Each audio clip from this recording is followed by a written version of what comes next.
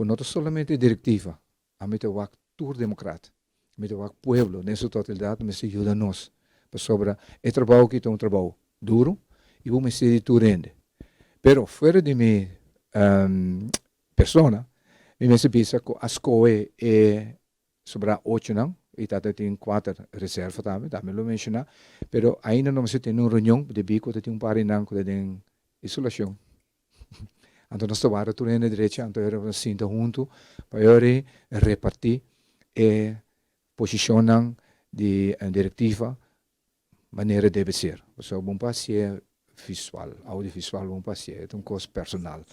Então, eu botin Edson Franz, botin Werner, botin Michael Peters, botin Sr. Kops, botin Senjon Valentin, botin Clark Abraham, Rolling Cecilia, sim, e botin reserva nan kota Eric Delanoy, botin Alice Anthony, botin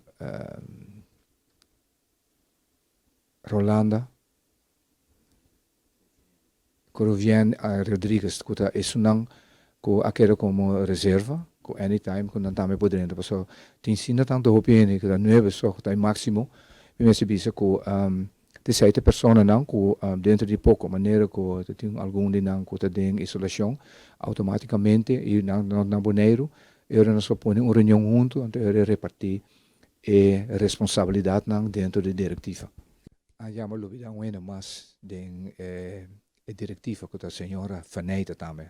Como presidente do Partido Novo, do Partido Democrático Boliviano, que tem 67 anos acaba, me que pede pueblo estar consciente que nós temos uma época que merece um cambio. Nosso pueblo merece mais. Nosso pueblo merece igualdade.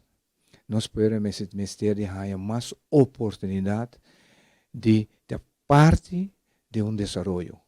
Parte caminho que realmente não se sente na mesa, que não parte de progresso e não maior, e não tour, isso não venidero, right, para participar nisso aqui.